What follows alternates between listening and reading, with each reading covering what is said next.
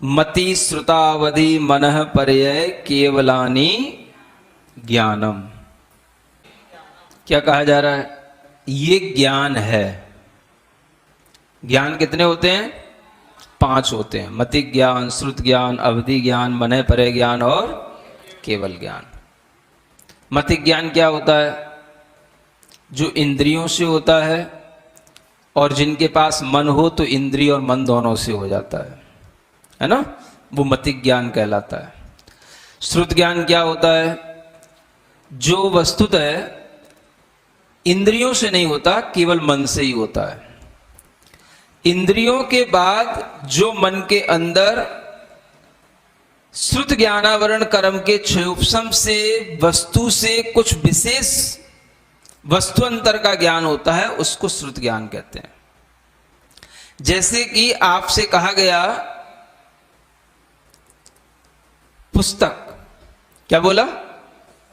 Book या पुस्तक बोला आपसे, तो आपने सुना तो था केवल पुस्तक, समझ आ रहा? लेकिन जब हमने आपसे कहा पुस्तक, तो आपने अपने मन से क्या समझ लिया? महाराज को पुस्तक चाहिए। कौन सी चाहिए? तत्वार्थ सूत्र की चाहिए। समझ आ रहा है ना?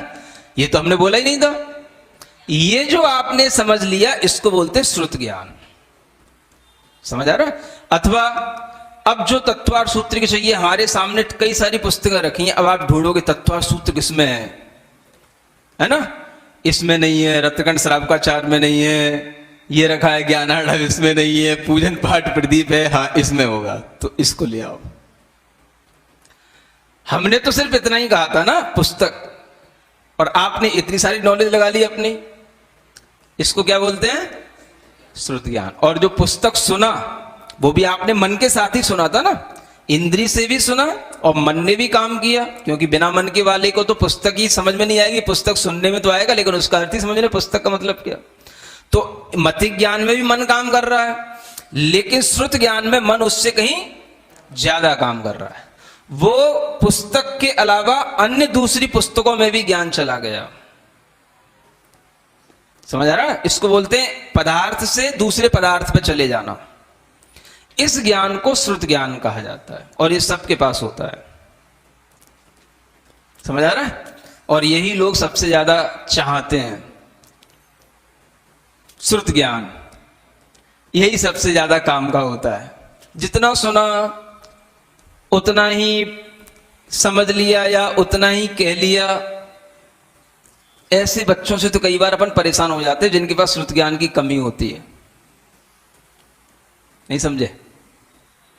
कई ऐसे भी बच्चे होते हैं ना, उनसे कहा बेटा दुकान पे जा रहा है, लौटते हुए आता तो थोड़ा सा सब्जी मंडी से होते हुए चले आना।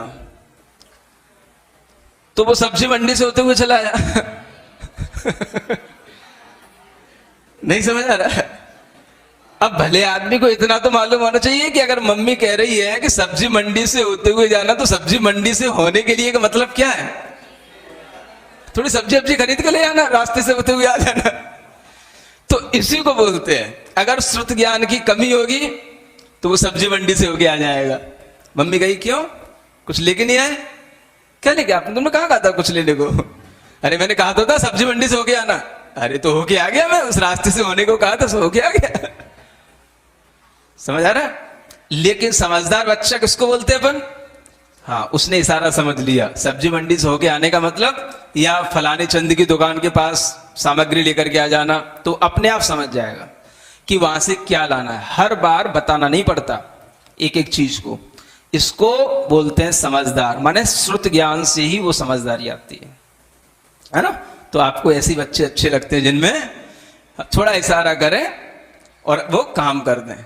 तो इसी तरीके के काम में आने वाले लोग सबसे ज्यादा काम के होते हैं, जो इशारे समझते हो। आप कहते हो ना ये इशारे में काम कर देता है, मतलब उसके पास में श्रुत ज्ञान अच्छा है। तो ये श्रुत ज्ञान ऐसे समझ लो, ये बहुत काम की चीज है ना? बाकी तो कुछ काम का ही नहीं, क्योंकि अवधि ज्ञान अपने को होना नहीं है ना, मने परे ज्ञान होना नहीं, केवल ज्ञान होत नहीं। तो अवधि ज्ञान क्या कहलाता है?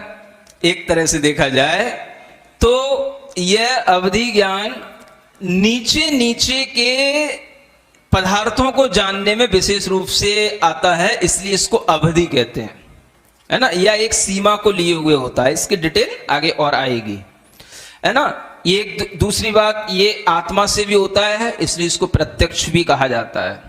मन परे ज्ञान होता है कि हम अपने मन के सहारे और दूसरे के मन में कोई चीज, कोई पदार्थ है तो हम उसका ज्ञान कर सकते हैं, माने दूसरे के मन में ही जाकर के वो ज्ञान लगेगा और मन में जो चल रहा है उसको जान लेगा। उस ज्ञान का नाम है मन परे ज्ञान।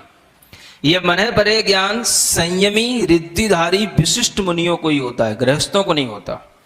अवधि ज्ञान चारों गतियों में हो सकता है, लेकिन मन परे ज्ञान केवल संयमी रिद्धिधारी मुनि महाराज को ही होता। और केवल ज्ञान तो आप जानते ही हैं, जब 13वां गुणस्थान अरिहंत परमेष्ठी बन जाते हैं तो सब प्रत्यक्ष हो जाता है, उसको केवल ज्ञान कहते हैं। इस तरह से पांचों ज्ञान ही प्रमाण माने जाते हैं।